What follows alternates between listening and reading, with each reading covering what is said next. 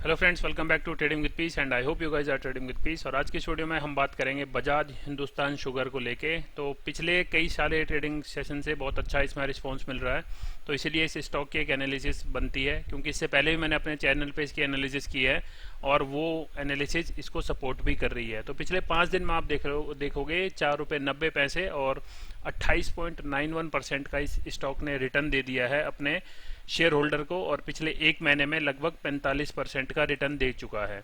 6 महीने की बात करें तो 61% का रिटर्न आ चुका है। तो क्या अब इसका फंडामेंटल कहता है, क्या इसका टेक्निकल कहता है? तो फंडामेंटल क्विकली देख लेते हैं हम।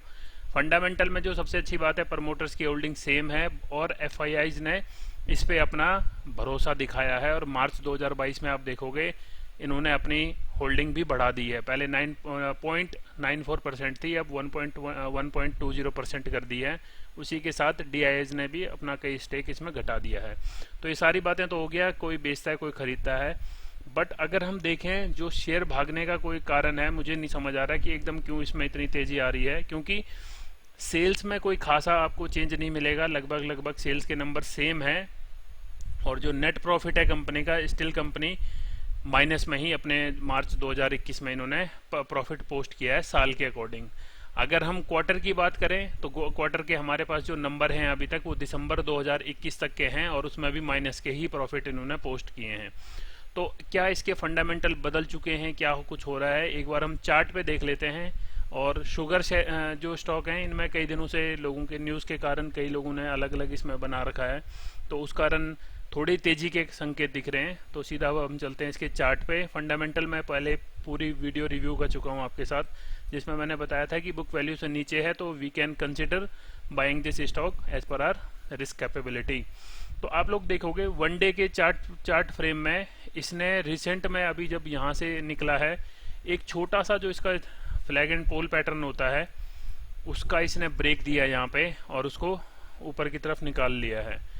तो अगर हम मान के चलते हैं, जो एक्सपर्ट्स कहते हैं कि उनका मानना ये होता है कि ऑलमोस्ट जो पोल का जितना लंबा पोल का जर्नी रहती है उतने ही एक स्टॉक ऊपर की तरफ जाता है। तो उसके अकॉर्डिंग हमारा पहला टारगेट इसमें कंप्लीट हो चुका है।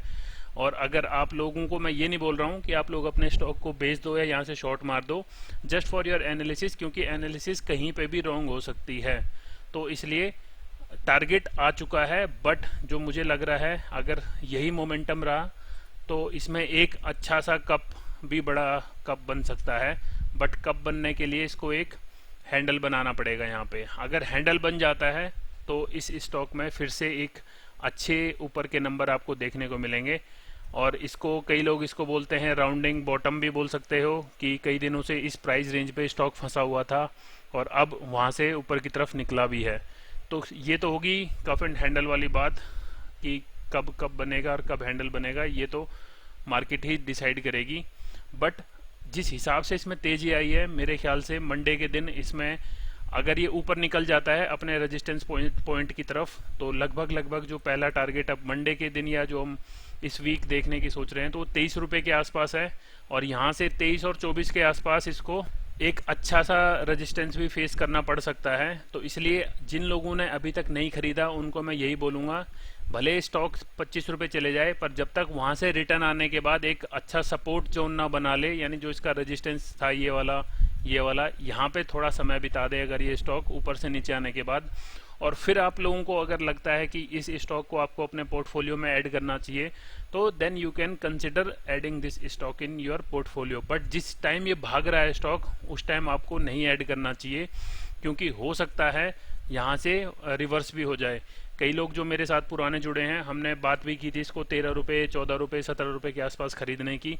तो वहाँ से अगर आप ये देखो, अगर हम जैसे लोगों का 17 का पैसा सीधा 22 हो जाएगा, यानी 5 रुपये का किसी को प्रॉफिट दे चुका है स्टॉक। और ऑब्वियस की बात है कि जिस हिसाब से 17 रुपये का स्टॉक आता है तो इसका 1700 रुपये में आपको 100 क्वांटिटी मिल जाती है। तो लोग ऑब्वियस सी बात है 10-20 हज़ार रुपये तो इन्वेस्ट कर ही देते हैं विदाउट एनी स्टॉप लॉस या रिस्क मैनेजमेंट। तो उनका पैसा उनको एक अच्छा रिटर्न दे रहा है। तो जब हल्का सा भी नेगेटिव ट्रेंड दिखेगा तो इसमें सेलिंग आ सकती है। अब यहाँ पे कई लोग बोलेंगे कि सर इसमें ना, यहाँ पे देखो वॉल्यूम बहुत अच्छा बन रहा है। तो ऐसा नहीं होता हर बारी कि जब वॉल्यूम अच्छा बनता है तो उसके बाद स्टॉक ऊपर ही निकलता है। कई बार क्या होता है कि यहाँ पे ऑपरेटर्स अपना कई लोग होते हैं जो अच्छा माल उठा लेते हैं, बट उनके पास और भी उनका फंड्स रहते हैं, तो वो उसको होल्ड करने के लिए रखते हैं। तो अब हो सकता है यहाँ से आपको फिर से इसमें थोड़े दिन का कंसोलिडेशन और फिर उसके बाद एक तेज़ी दिखेगी। आप पीछे की तरफ अगर यहाँ वेट जो इसका वो देखोगे वॉल्यूम, तो उस हिसाब से जो कैंडलस्टिक बना हुआ है, अगर मैं आपको कैंडलस्टिक दिखाऊं तो इस वाले वॉल्यूम वाले कैंडल पे देखो, ये वाली कैंडल कितनी बुलिश बनी थी, और फिर उसके बाद आप देखो ये वाली कैंडल कितनी सेलिंग की बनी थी, और उसके बाद जब ये वाली कैंडल बनी हुई थी, ये वाली देखो, तो यहाँ पे प्राइस ने कई दिन होल्ड किया है। तो अब अगर ये सिनेरियो आपको दोबारा से यहाँ पे एक ऐसा flag and pole pattern kind का दिखता है, तो हम इसको फिर खरीदने की सोचेंगे। बट अगर ये ऐसे ही मंडे के दिन अगर हम बात करें कि मंडे के दिन अगर मार्केट खुलती है और ये फिर से अपने ऐसे ऐसे चार्ट बनाता है, तो मैं तो ऐसे ट्रेड इग्नोर करता हूँ। बाकी आपका जो रिस्क मैनेजमेंट आपको कहता है, you can think of buying this type of stocks. Multiple इसमें आप देखोगे मल्टीपल आपको चार्ट्स देखने को मिल जाएंगे। अगर आप इसको छोटे टाइम फ्रेम पे करो, बड़े टाइम फ्रेम पे करो, तो आपको मल्टीपल चार्ट पैटर्न देखने को मिल रहे हैं। No doubt stock positive momentum की तरफ भाग रहा है, तो हो सकता है एक 25 रुपये, ये लगभग जो हमने बात की स्टार्टिंग में, लगभग 24-25 रुपये के आसपास एक रेजिस्टेंस फेस करे। अगर नहीं करता तो आप लोग इसको बहुत जल्दी अच्छे लेवल्स पे भी देख सकते हो। अगर ये वाला रेजिस्टेंस इसको, अगर कई बार होता है कि स्टॉक नहीं मानता, क्योंकि ऑलरेडी कई बार ये लेवल टेस्ट हो चुका है, तो आपके पास इसका 30 रुपये का दूसरा रेजिस्टेंस तैयार रहेगा। तो आप अभी भी 9 रुपये एक्सपेक्ट कर सकते हो, but only for those who have made their entry almost 10-12 दिन पहले या 15-20 दिन पहले, और जिन्होंने 4-5 महीने पहले इन्वेस्टमेंट कर रखी है लगभग 12 रुपये 13 रुपये के आसपास, तो वो तो आराम से अपना एसएल ट्रेल कर सकते हैं। क्योंकि मैंने कल भी आपके साथ एक वीडियो शेयर की थी जिसमें मैंने आपको बताया था कि जो मिर्जा इंटरनेशनल में है उसमें कैसे आपको स्ट्रेटजी रखनी चाहिए।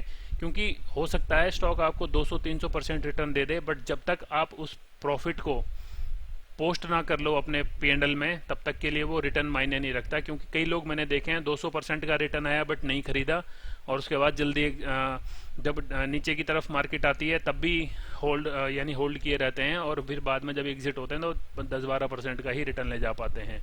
और कई लोगों के साथ ये भी देखा है कि वो अर्ली एग्जिट कर लेते हैं। तो अर्ली एग्जिट को सेफ गार्ड करने के लिए you can put your trailing SL, so that आप जो रैली जो बूम आ रहा है पर्टिकुलर स्टॉक में आप उसको राइड कर सको। तो थैंक यू सो मच अगर यहाँ तक वीडियो देख ली है। मिलते हैं दूसरी वीडियो के साथ। Till then trade with piece.